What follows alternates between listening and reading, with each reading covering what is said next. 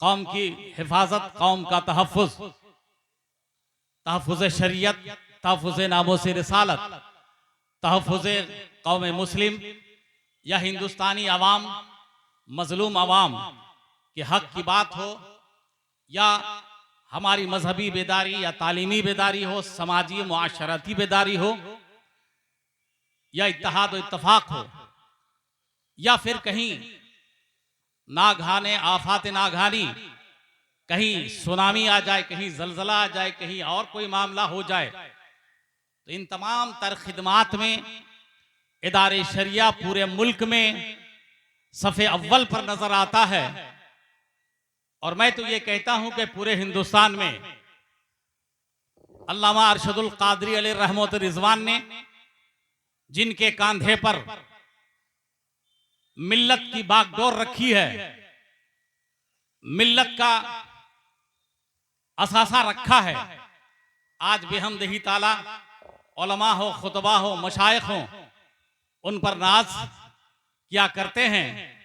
हमारी मुराद यह है कि जब कायदे अहले सुन्नत अल्लामा अरशदुल कादरी ने हुजूर गाज़े मिल्लत को ये तफवीज़ अख्तियारात किए, ये अख्तियारात तफवीज़ किए कि बेटा मेरे बाद में आपको संभालना है, मिल्लत को देखना है, मुल्क को देखना है, तो हमारी नजरों ने देखा, मुल्क के लोगों ने देखा कि चाहे सड़क हो या सदन हो, जब यह हमारा शेर बोलता है, तो हमारा शेर ये जब ये बोलता है तो जो जालिम हैं या जो सितमगर हैं या उनके दिल हिल जाया करते हैं। और जब ये दहाड़ता है तो ऐवान और पार्लियामेंट की दीवारें हिल जाया करती हैं और इनकी आवाज मकाम तक पहुंच जाती है। और पूरी दुनिया, अहले हिंदुस्तान खास तौर से ये बहुत ही इत्मीनान और सुकून हासिल करते हैं कि मेरी आवाज बुलंद करने वाला कोई पार्लियामेंट में भी है, कोई सड़क में भी है, कोई सदन में भी है, कोई मैदान में भी है।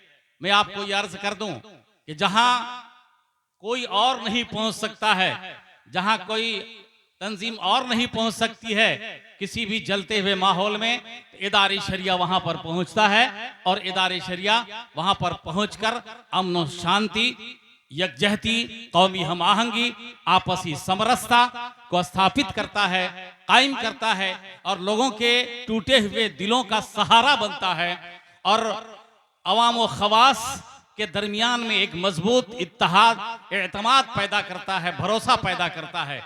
2022 के सितंबर 14 सितंबर 2022 में इदारे शरिया पटना में बिहार, झारखंड, बंगाल, उड़ीसा, छत्तीसगढ़ 5-6 रियासतों के जय्यद उलमाए किराम की मरकजी मजलिस शूरा का इजलास हुआ था पटना में, जिसमें 700 उलमाए किराम की तशरीफ आवरी हुई थी। और उस इजलास में जहां पर मुल्क के 6 साला या 5 साला मजहबी बजट, तालीमी बजट और अपना मुआशरती बजट और इसके अहदाफ मुतय्यन किए गए थे।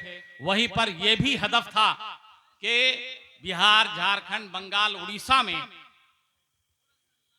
गाज़ी मिल्लत अल्लामा गुलाम रसूल बलियावी साहब की क़यादत व नियाबत में मशाइख और स्कॉलर्स और उलमा और जय्यद शोरा और जय्यद खुतबा की टीम के साथ में इन चारों रियासतों के अहम मकामात में और हर अजला में मुल्क के इस वक्त मौजूदा सुलगते हुए मसाइल के हल के लिए एक दौरे और एक तहरीक छेड़ी जाए, एक अभियान छेड़ा जाए और समाज सुधार अधिवेशन किया जाए। उसी के तहत में ये इजलास 14 दिसंबर 2022 को बेतिया से शुरू हुआ था और बेतिया बिहार में ही नहीं बल्कि पूरे मुल्क में इसलिए मशहूर है कि मुल्क की आजादी का सबसे पहला बिगुल कहीं और नहीं, बिहार के बेतिया से फूंका गया था। इसलिए ये तहरीक भी आप पिछले पलट कर अब देखेंगे तो आपको इतनी लंबी तहरीक पूरे हिंदुस्तान में कहीं नहीं मिलेगी जितनी लंबी तहरीक इदारे शरिया की तहरीक हो रही है। इदारे शरिया का मोमेंट हो रहा है, इदारे शरिया का ये जागरूकता अभियान चल रहा है, समाज सुधार अधिवेशन चल रहा है। यानी 14 दिसंबर 2022 से ये काफिला चला है, अब तक रुका नहीं है। और गाज़ी मिल्लत कहते हैं कि जब हमने कदम बढ़ा दिया है, जब हमने कदम बढ़ा दिया है, तो जब तक मजलूमों की आवाज ना बन जाए, जब तक के लोगों के हुकूक ना दस्तयाब हो जाए, जब तक के मुल्क की सालमियत की तहफ़्फ़ुज़ की गारंटी ना हो जाए, जब तक के मुसलमानों की मुस्लिम सेफ्टी एक्ट का कानून ना बन जाए, जब तक के तहफ़्फ़ुज़े नामुसे रिसालत का पार्लियामेंट से कोई कानून ना बन जाए, जब तक ये बलियाबी अपना पैर नहीं पीछे आ सकता है, बल्कि अपना कदम आगे बढ़ाता जाएगा।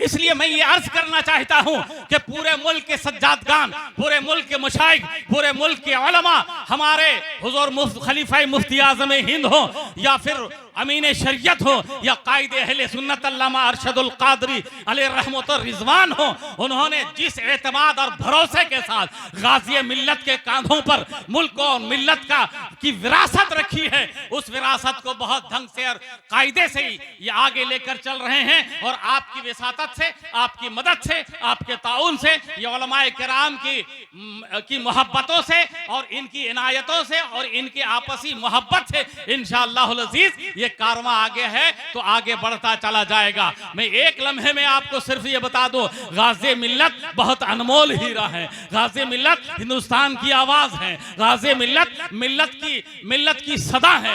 गाज़ी मिल्लत हम सब की जरूरतों का नाम है। गाज़ी मिल्लत इदारे शरिया की जान है। गाज़ी मिल्लत पार्लियामेंट के बड़ी आवाज है।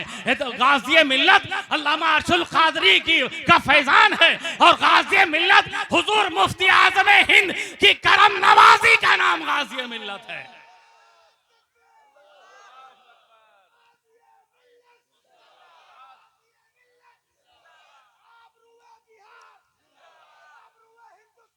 बेतिया से चले, शिवहर गए और फिर वैशाली गए, फिर झारखंड गए, झारखंड में नवादा गए, बरही गए, कोडरमा गए, मधुपुर गए, जामताड़ा गए, दुमका गए और उसके बाद गढ़गी गिरिडीह गए, बोकारो गए, हजारीबाग गए। यानी ये बंगाल, उड़ीसा, इन तमाम जगहों में अब पूरे हिंदुस्तान में इदारे शरिया के तई लोगों का इत्मीनान बहुत ज्यादा बढ़ गया है। अल्हम्दुलिल्लाह इस तहरीक में आप खलीफे हुजूर मुफ्ती आज़म हिंद हजरत अल्लामा मौलाना मुफ्ती मोहम्मद शमसुद्दीन साहब किबला को देखते हैं। हजरत अल्लामा मौलाना मुफ्ती अब्दुल मन्नान कलीमी खलीफे हुजूर मुफ्ती आज़म आ रहे हैं। देखिए हमारे खतीब हिंदुस्तान हजरत अल्लामा मौलाना सैफुल्लाह अलीमी साहब तशरीफ ला रहे हैं। सुभान अल्लाह, इनका इस्तकबाल कर लें। और बड़ी तेजी के साथ मैं ये कह रहा था कि हजरत मौलाना मुफ्ती डॉक्टर अमजद रजा साहब, हजरत मौलाना सैफुल्लाह अलीमी साहब, हजरत मौलाना सैयद अहमद रजा साहब और हजरत मौलाना जमाल अनवर साहब, मुफ्ती एहसन रजा साहब, दिलबर साहब, सिबतैन साहब मौजूद हैं, तौकीर रजा साहब मौजूद हैं। अल्हम्दुलिल्लाह उनका इस्तकबाल कर लिया जाए अल्लामा सैफुल्लाह अलीमी साहब का। नारे तकबीर, नारे रिसालत, तहरीके बेदारी इजलास, इदारे शरिया तहरीके बेदारी, उलमाए अहले सुन्नत। अब मैं बड़े ही तशरीफ रखें हजरत, मरहबा करूं मधे अहले दोवल रजा, पड़े इस बला में मेरी बला, मैं गदा हूं अपने करीम का, मेरा दीन पा रहे ना नहीं। अल्हम्दुलिल्लाह बस मैं अब हजरत मौलाना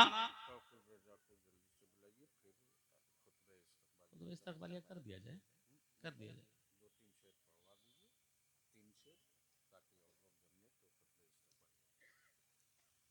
अब मैं बड़े दूर से तशरीफ लाए एक बहुत ही मजबूत और मुस्तहकम और बहुत ही शानदार शायर जनाबे तौकीर रजा इलाहाबादी से गुजारिश करूंगा कि आप तशरीफ लाएं और अपने मुतरन्निम आवाज से सामीन को मशहूर करें, मुनव्वर करें।